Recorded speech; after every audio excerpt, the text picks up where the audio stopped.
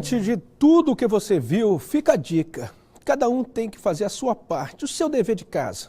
Por isso, convidamos o economista Eduardo Campos para explicar como organizar as finanças. Esse foi o tema escolhido por você no quadro Você Quer Saber desta semana. Doutor Eduardo, bom dia. Bom dia a todos. Seja bem-vindo, então, para dizer para a nossa população qual é o primeiro passo na hora de organizar as finanças. Bom, o que sugerimos é que, em primeiro lugar, o consumidor e a população, de modo geral, possa estar atenta a todos os índices e indicadores que estão presentes dentro das suas despesas. Taxas de juros referente ao crédito que ele obtém para consumir.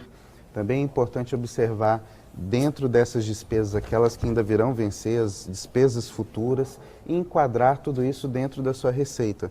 A receita dele tem que ser necessária para pagar o presente e o futuro. Isso é o primeiro passo. Em seguida, a gente faz o planejamento.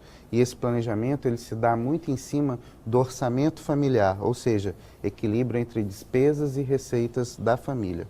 Eduardo, a gente viu, inclusive, na reportagem que quem ganha menos, em períodos de crise, como que a gente tem visto, fica muito mais sobrecarregado com suas despesas ali do dia a dia. Essas pessoas têm que ter um cuidado, então, maior, como, por exemplo, o crédito que é oferecido na praça, por exemplo, para elas fica muito mais difícil utilizar e, em regra, o brasileiro não sabe utilizar muito bem esse crédito, né? Perfeitamente. O que nós observamos é que no mercado de crédito, de um modo geral, você tem produtos que competem entre si. Cheque especial, você tem um cartão de crédito, você tem um crédito pessoal.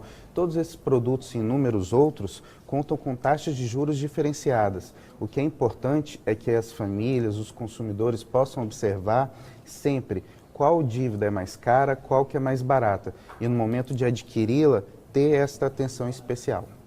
O Edmilson Souza, ele que é morador do centro de São Luís, ele quer saber se o empréstimo consignado é sempre a melhor opção na hora de conseguir crédito. Certo. Crédito consignado é um dos produtos de crédito mais baratos no mercado. Ou seja, mais barato porque tem a taxa de juros menor. Isso porque ele está vinculado geralmente ao seu salário, né? É importante ressaltar que, embora seja mais barato, sempre leve em consideração se é necessário, é urgente, você precisa estar sempre adequando essa nova despesa dentro das suas receitas, nunca esquecendo que há um futuro, e nesse futuro de curto e médio prazo, as suas receitas devem dar conta sempre das despesas. Eduardo, a gente, em geral, na vida adulta, é que vai se deparar com essa situação de ter que ali aprender a lidar com finanças. A educação disso desde pequeno não seria já um passo importante? Sem dúvida nenhuma. É importante sempre lembrar que educação financeira é um ato contínuo, é do dia a dia e, nesse caso, você sempre deve estar atento às pequenas despesas do dia a dia. Aquele cafezinho, aquele gasto com lanche a mais, e tudo isso faz parte sempre de uma educação familiar que vem desde a infância, e a partir deste momento que você vai crescendo e tendo conhecimento da educação financeira e da importância de se conhecer melhor o uso das finanças, isso torna você um adulto mais capaz de administrar tudo aquilo que você ganha. Importante também o senhor responder a Maria de Fátima Nunes, ela que mora no São Francisco, e ela quer fazer um diagnóstico financeiro. Ela disse que ela tem dificuldade para fazer esse diagnóstico financeiro e queria a sua ajuda. Certo, é importante que o consumidor faça uma pesquisa. Geralmente na internet, usando o Google, você pode baixar planilhas. Mas caso você queira fazer algo simples e prático na sua casa, você primeiro coloque no papel tudo aquilo que é despesa e, do outro lado, a sua receita. Dentro dessa despesa, verifique as despesas que são urgentes, aquelas que você pode adiar, as despesas futuras, e aí você começa a fazer uma qualificação desse orçamento familiar. Qualificação porque você está mais capacitado a identificar melhor aquilo que você pode postergar para o futuro. Doutor Eduardo, para quem consegue um pouquinho mais, vamos dizer assim, e já consegue pensar no poupar, o que o senhor indica? Olha, em primeiro lugar, você precisa diminuir um pouco as despesas dentro do orçamento, e essa sobra de recursos, você tem que usá-la, mas conforme o seu perfil. Você tem hoje em dia pessoas que de um modo geral tem um perfil mais ousado e mais conservador. Para quem é mais conservador, a poupança sempre é uma opção tradicional, porque ela oferece menos riscos, mas também menos ganhos. Para aquele que é mais ousado, sugerimos títulos do Tesouro, ou então um consórcio, e de um modo geral, esses e outros tipos de investimentos devem sempre estar relacionados ao perfil do investidor. O investidor sempre tem essa capacidade de gastar e investir conforme é o seu nível de renda. E aí as pessoas pensam em grandes volumes de dinheiro. É possível que seja um valor menor para que se possa investir? Perfeitamente. Esse nível de renda que o consumidor tem deve estar condizente com o tipo de investimento que ele vai escolher. E aí é sempre interessante você conversar com o gerente do seu banco, da sua conta, para que ele lhe indique o produto mais adequado ao seu nível de renda. Doutor Eduardo Campos, economista, uma pergunta agora da Ana Maria Souza, moradora de São José de Ribamar. Ela quer reduzir os gastos desnecessários neste ano novo. Ela quer saber o que ela deve fazer para reduzir esses gastos desnecessários, porque ela não sabe o que é gasto desnecessário. Pronto. Gasto desnecessário é aquele que você pode fazê-lo mais à frente. Para que isso ocorra, você sempre deve estar atento a muito do que você gasta de forma desnecessária no dia a dia. Por isso é importante você identificar esses gastos. Esse é o primeiro passo. Esteja mais atento à sua rotina, porque educação financeira, ela é rotina. E essa rotina deve ser mais saudável possível para que você tenha um equilíbrio maior dentro do seu orçamento familiar. Já o Jaime Melo, morador do Olho d'Água, quer saber quando é que ele deve usar a portabilidade entre bancos. A portabilidade entre bancos é uma ferramenta importantíssima, mas ela só deve ser feita diante de um estudo prévio do consumidor. Este consumidor precisa estar atento às diferenças entre os bancos. Qual que tem a melhor taxa de juros para você consumir no mercado?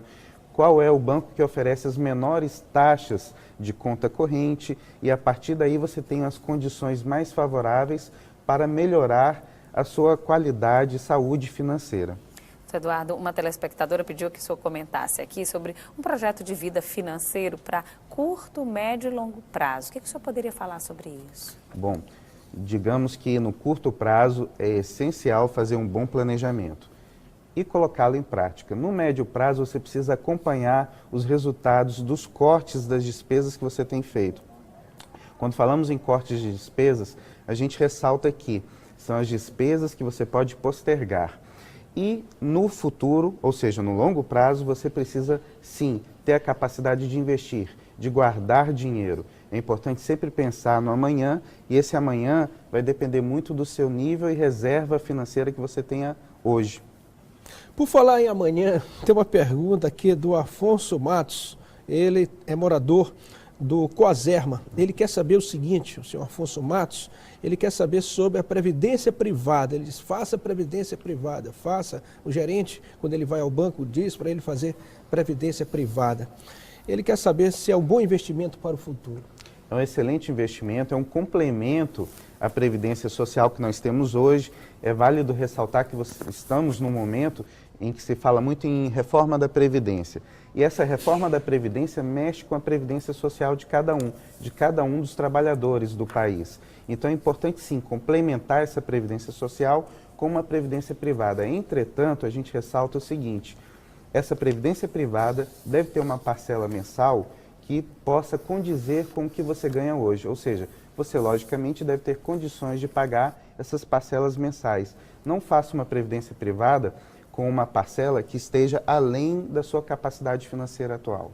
Doutor Eduardo, quando vale a pena famílias que têm dívidas, venderem um bem para quitar essas dívidas? Qual deve ser a avaliação para saber quando isso deve ser feito?